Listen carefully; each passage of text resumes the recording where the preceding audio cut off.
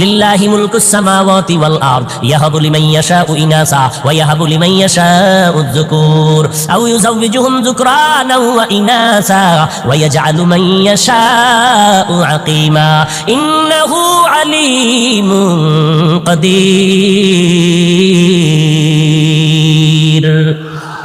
ছেলে দেওয়ার মালিক কোন ফিসাব যদি দিতে পারতো, কোন তাবিজ যদি ছেলে মেয়ে দিতে পারতো, তাহলে এই দেশে নিঃসন্তান কোনো মা থাকতো নি। আল্লাহর বান্দার কয় কন্যা বলেন?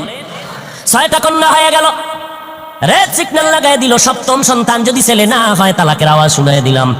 আল্লাহর বান্দি স্বামীর সাথে তর্কে জড়ায় না, আল্লাহর দরবারে কান্না করে নামাজ পড়ে। আল্লাহর মর্জি, এবারও একটা সন্তান আসবে দুনিয়াতে, সপ্তম সন্তান। স্ত্রী ভয় পাইতেছে, এখন তো আলট্রাসোনোগ্রামের ব্যবস্থা নাই, কম্পিউটার নাই, ছেলে না মাইয়া কেমনে বুঝি?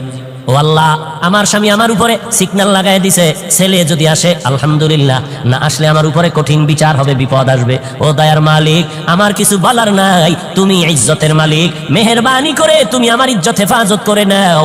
আল্লাহ বলেন, যেই বান্দা আমাকে ভুলে না, আমি আল্লাহ তাকে ভুলতে পারি না।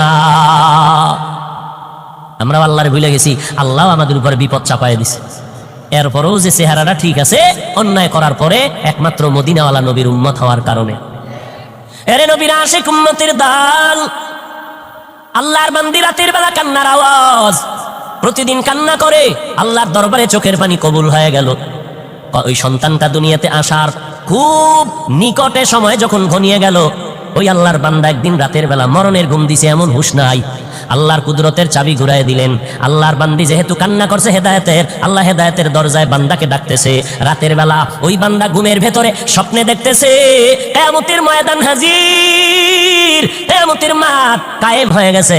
মাঠের মধ্যে মানুষ উলঙ্গ দৌড়ায়, মাথার উপরে সূর্যের গরম, সূর্যের গরমে জমিনটা তামা হয়ে গেছে, দাঁড়ানোর কোনো উপায় নাই। জাহান্নামীরা জাহান্নামের দিকে যাইতেছে।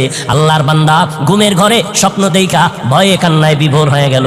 কান্না করে বাঁচাও বাঁচাও বাঁচাও, কান্না করে করে করে করে এক পর্যায়ে তার যখন ফয়সালা হয়ে গেল, জাহান্নামে যাও, তুমি জান্নাতের কোনো আমল করতে পারো নাই, আমার হাতের মধ্যে জাহান্নামের হ্যান্ডকাপ লাগাইয়া জাহান্নামের ফেরেশতারা যখন জাহান্নামের দিকে রওনা, আমার চোখে পানি আর কান্নার আওয়াজ, জাহান্নামের দিকে রওনা।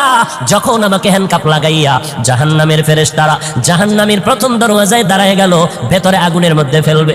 আমি জাহান্নামের প্রথম দরজা খোলার পরে দেখি আমার জীবনের প্রথম কন্যা জাহান্নামের দরজায় দাঁড়াইয়া হাত এভাবে দিয়ে কয়, ফেরেশতারা খবরদার, আমার বাবারে জাহান্নামে নিতে দিব না, কারণ আমার বাবা আমাদের লালন পালন করতে কষ্ট কম করে নাই।